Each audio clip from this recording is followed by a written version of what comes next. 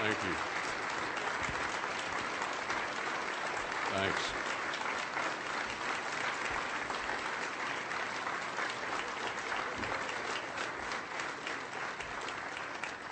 Thank you.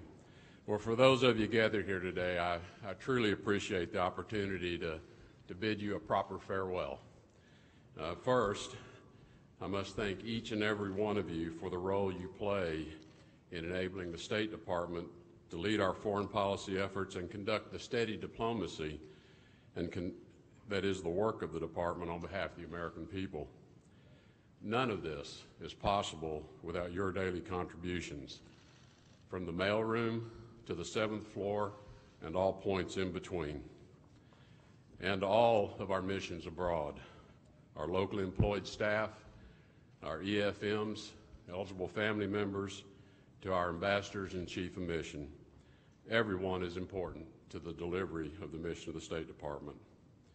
In preparing for the transition to the Secretary-Designate, I compiled all of the policy decks that were developed by you and your colleagues that were first the basis for discussions at the National Security Council and ultimately with the President. These decks, of which I counted 13 since February the 1st of 2017, provide not only the policy basis but the strategies and tactics which guide the Department's execution against those policies. I also provided the Secretary-Designate recent decks which were under development to provide updates of how tactics may need to adjust to current circumstances.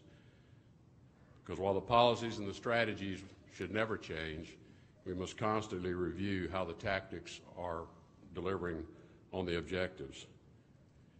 The country faces many challenges, in some instances perplexing foreign affairs relationships, and in other instances serious national security threats. In these times, your continued diligence and devotion to the State Department's mission has never been more necessary. As you go about your duties, each of you carrying out your individual responsibilities as well as your collective duty, it is my hope that you will be guided by and test your actions each day against the values that we have spoken about over this past year. First, to value the safety and security of yourselves, your loved ones, and your colleagues. Second, to maintain a commitment to accountability by first holding yourselves accountable so that you're able to hold others accountable, and that the positive environment of accountability is underpinned by honesty and integrity in all that you do. Never lose sight of your most valuable asset, the most valuable asset you possess, your personal integrity. Not one of you was gifted it. You were born with it. It belongs to you and always has and will belong to you and you alone. Only you can relinquish it or allow it to be compromised. Once you've done so, it is very, very hard to regain it. So guard it as the most precious thing you possess.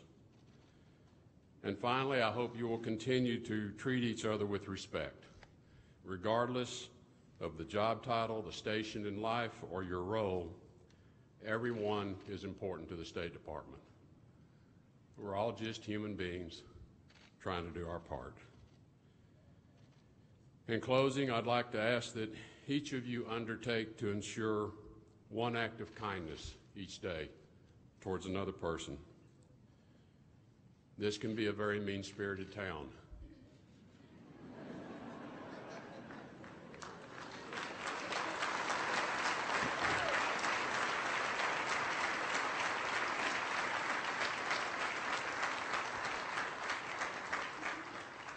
But you don't have to choose to participate in that.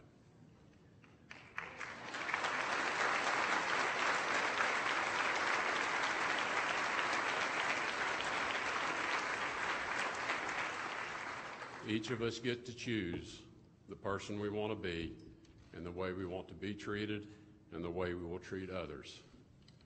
God bless you all, your loved ones. God bless America.